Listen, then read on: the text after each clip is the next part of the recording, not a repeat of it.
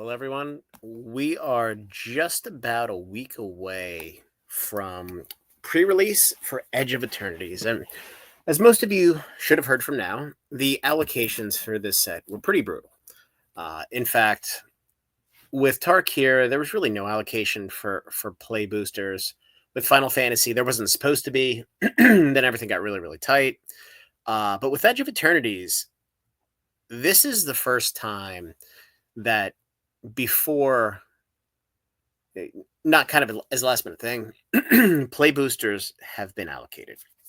And, my initial thought with distribution was, they're going to take a precautionary measure because everybody got blindsided by Final Fantasy and they told everybody, we have FU number of boxes, whatever. But it turns out that the number of play boxes for Edge of Eternities is down, and it's down pretty significantly. And I think as we see here, and I think the play booster boxes at $130 per, I probably wouldn't pay that for it. I mean, Tarkir is sitting at 116 now. But look, at the end of the day, if you want to buy the boxes, if you want the product, you gotta pay. You gotta pay it. Which is kind of crazy. But it feels to me, and I know Rudy put out a video on this where he said he's starting to think that it's intentional.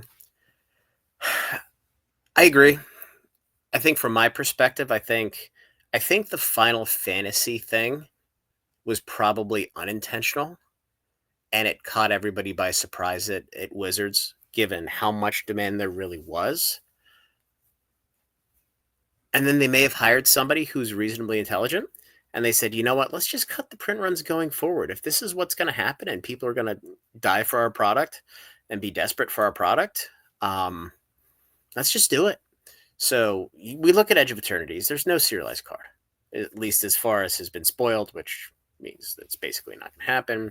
You have the play boosters at 130 plus tax. You have the collector boosters at 402 plus tax, which is basically $430, which is absolutely insane. And again, I mentioned this the other night. I put out a video on this 6 weeks ago, I believe, just stating that, in my opinion, this set was going to outperform Foundations. And I had a bunch of people in the comments that crucified me. And it's destroying Foundations. Like, it's not even close right now. Now, that doesn't mean that things don't slow down at some point, but we'll see. I mean, I personally thought, excuse me, that the Foundation set was pretty weak. Whereas I think there's some pretty powerful cards in this set. But what I want to do is I want to take a look at something else. And I'm going to stop sharing. I'm going to reshare a document here. Maybe. There we go.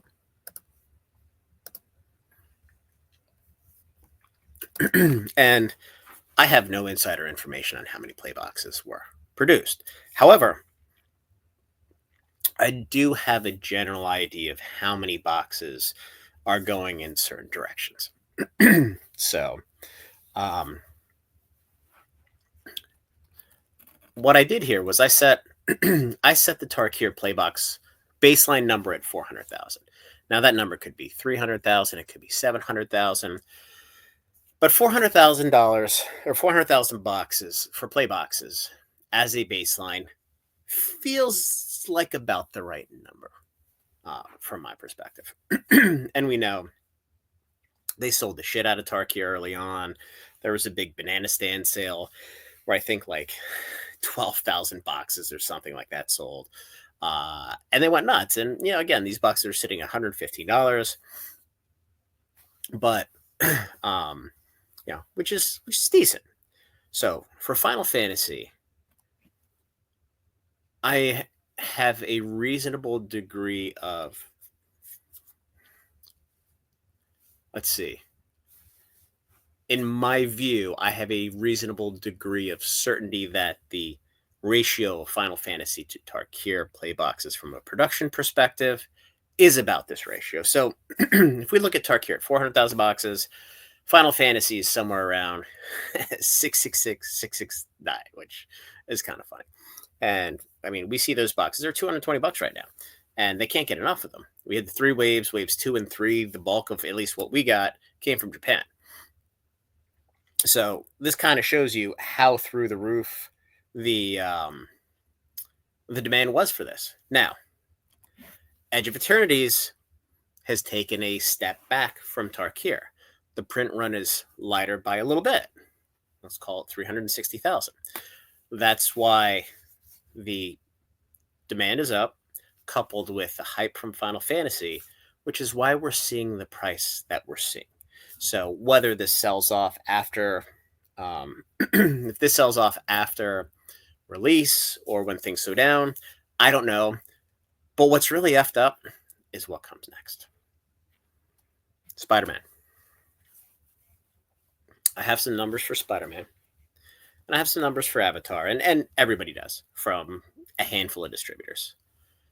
And it looks like, theoretically, I'm not going to say I got an email from myself. That's kind of funny.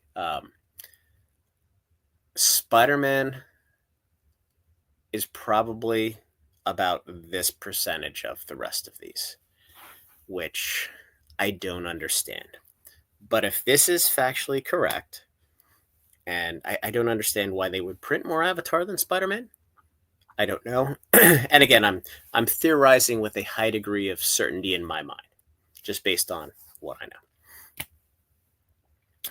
Spider-Man boxes are going to be $250, and it's not even gonna. It's going to be a pre-release price. Nobody's going to be able to get them. They're not going to be anywhere. They're going to be so highly allocated that stores are going to get 2 and 3. The bulk of these boxes are going to go to, the big boys of the world. The large stores that just keep their mouths shut. They run sales basically at their cost, and their cost basis is as low as it gets because they spend millions and millions of dollars with distributors, and they've done it for the last couple decades. And then Avatar. I'm not an Avatar fan. Apparently, a lot of people are. I think I mentioned in my video last night or the night before, more people in our store ask about Avatar than ask about Spider-Man, which is, to me, it's weird. But, 20 years ago, I was 25, so I wasn't exactly watching cartoons and Nickelodeon and shit like that. So it's a little bit of a different generation.